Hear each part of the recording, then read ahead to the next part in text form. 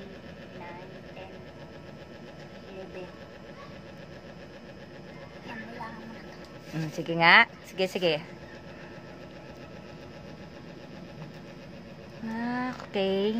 Si Gary pa rin na nagtuturo ng ganyan. At least, Gary, maraming salamat. Kasi, naturuan mo siya. Di ba? Paunti-unti, oo. Parang di mag-versa yun. Totoo. Tama naman. Paano kayo nagkakilala? Paano pa yung love story nyo next time? Yung love story nyo, paano? Tinda akong balot. Nagtitinda ka ng balot. Kasi, Tapos nakita mo siya sa Marabeles. hindi ba sa barangay mo nasabi nila. Nagtitinda ka ng balot noon. Na-inlove ka na talaga. Nalabat first sight? Hindi, matagal ko na hinahanap yun. Bakit matagal mo siyang hinahanap? Paano matagal mo siya hinahanap? Parang nananaginip ako. Uy, nananaginip. Panaginipan mo na talaga si Malu. Sabi may pinanganak daw, walang takbulan pa. Talaga hinahanap mo talaga. Nadyaryo siya eh. Ano, dyaryo ka ba? Nagtitinda kami ng dyaryo ng pinsan ko sa Maynila. Doon sa Makati. Sinong nadyaryo siya? Nadyaryo ka na ba noon? Nung bata ka? Sa Kasaradyo. Oh, talaga? Sinilang siya. Nung sinilang siya. Tapos na yan? Nalagay sa Manila Bulletin. Nakakita mo noon. Ang mga anong year yun? Bata pa ako dun. Bata pa? Siguro, elementary. So, alam mong nadyaryo ka, Malu? Meron kang ano nun? Meron kang file? Na itabi mo ba yung dyaryo na yon? Wala. Sayang, ano. Ano nakalagay sa dyaryo? Walang kamay, walang paa? Isinilang ko as sa Balanga. Okay. Talagang hinanap mo siya. Tinanim ko na sa isipan ko. Habang nag-aaral ako, sabi ko, saan makikita to? Galing naman. Subukan ko kaya magtinda sa Bilolo. Hindi ko akalain na. Sa Bilolo. Nakita ko siya doon, nakaupo sa may tindahan. Sa siya na yun talagang hinanap mo. Sa may tindahan ng gulayan. Nakakatuwa naman. Nagtitinda ng gulay yung... So, buhat nung nakita mo siya nung nasa Manila ka, Chay. nung nakita mo siya sa dyaryo, talagang sabi mo, hahanapin mo siya. Talaga, hindi mo alam na taga-Bataan siya. Alam pala. Alam mo na. Kasi pinanganak siya sa ano eh. Balanga. Kailan ka pinanganak? 71. 71. Ano yun? Martial law. January 24 siya, 1971. January 21. 24. January 24. Ay, 1971. ka-birthday mo yung kapatid ko.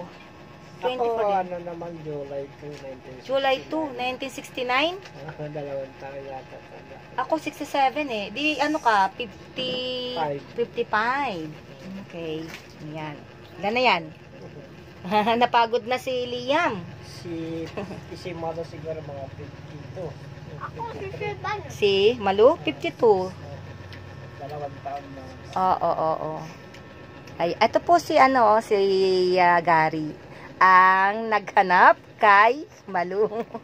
Nakakatuwa. Vendor ng balat. Oo. Tapos Pero- may mga ripak-rakong naman. Sa Okay. basket. Galing ah. O, ano na? Anong number ka na? 70 po. O sige, malapit na. Pag gusto mo rin yung gayahin, Malu, very good ka rin. Ganito, Malu. Parang halimbawa as a teacher and as a student, kung gaano karami nagawa mo, yun ang ganun ang prize or reward mo. Okay? Tingnan natin kung ano yung tawag nito. Hindi man in kind, pero malay natin, di ba? Tingnan natin. Hindi ako nangangako ng monetary ha, kasi una, wala akong hanap buhay. Pero yung pag-a-assist ng ganito, may bibigay ko sa'yo. Samba. Yan. So, mamaya na yung price nyo ha, si Nicole.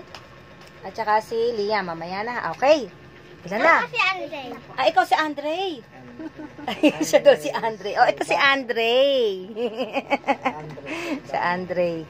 Kawawa na ka naman. Nandiyan ka na sa silong, Malu. Okay ka lang ba dyan? Okay na. Hala, usod-usod na si Lia mo.